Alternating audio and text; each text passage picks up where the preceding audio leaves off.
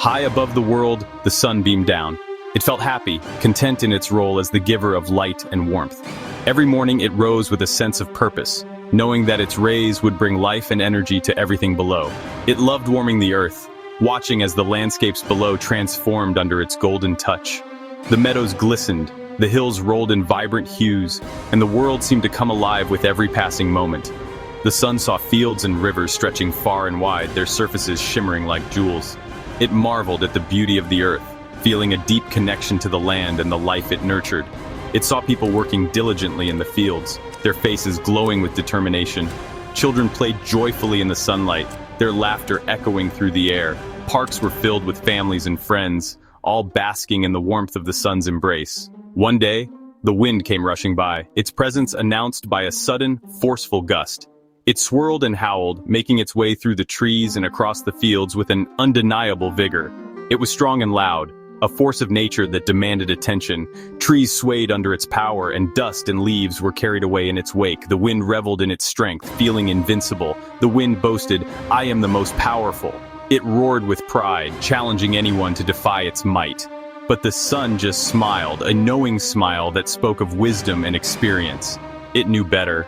The sun had seen the wind uproot trees, leaving a trail of destruction in its path. It had witnessed the aftermath of the wind's fury, the broken branches and fallen trunks that littered the ground. It had seen the wind whip up storms, turning calm skies into turbulent seas of clouds and chaos. The wind's power was undeniable, but it was also unpredictable and often uncontrollable. But the sun had also seen the wind fail. There were times when no matter how hard it blew, the wind could not move certain objects. It had witnessed moments of calm after the storm, where the wind's efforts seemed futile. Sometimes, no matter how hard it blew, the wind could not change its course. It was a reminder that even the mightiest forces have their limits. The sun, with its steady and unwavering presence, understood this well. It continued to shine, knowing that true power lies in consistency and resilience. The wind saw a traveler walking below. The traveler wore a warm coat. The wind challenged the sun. "I bet I can make the traveler remove his coat." The sun, ever patient, accepted the challenge. This would be a good lesson for the wind. The wind puffed its chest and said, "Watch this." It was very confident. The wind thought this would be easy. After all, the wind was strong and the sun was just warm. The wind took a deep breath, gathering all its strength from the depths of the sky. It was determined to prove its power. Then it blew with all its might. The trees swayed violently, their branches bending under the force. The leaves scattered in every direction, creating a whirlwind of green and brown. But the traveler only clutched his coat tighter. The wind blew harder, its howls echoing through the forest. It shrieked and roared, determined to strip the coat from the traveler. Yet, the traveler kept his coat on, bracing himself against the relentless gusts. The wind, undeterred, continued its assault, but the traveler stood firm. The wind was getting tired. Its once mighty gusts began to weaken, the force behind them dwindling. It had given everything it had. It had blown with all its force, but it had failed. The trees began to return to their upright positions, and the leaves settled gently on the ground. The traveler still wore his coat, a testament to his resilience. The wind, now a mere whisper, had been defeated. Defeated, the wind finally gave up. The once turbulent air grew calm, and a peaceful stillness settled over the land. It was time for the sun to try. With a gentle warmth, the sun began to shine, its rays breaking through the clouds, promising a different approach.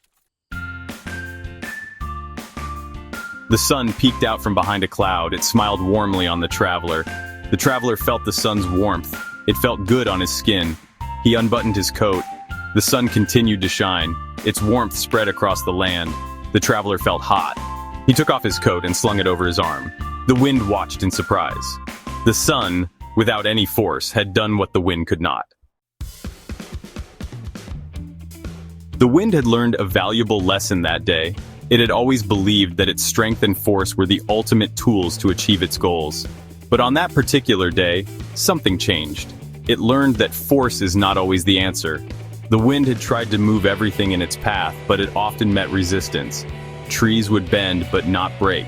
The sea would ripple, but not part. It was a constant struggle. Sometimes gentleness is more powerful.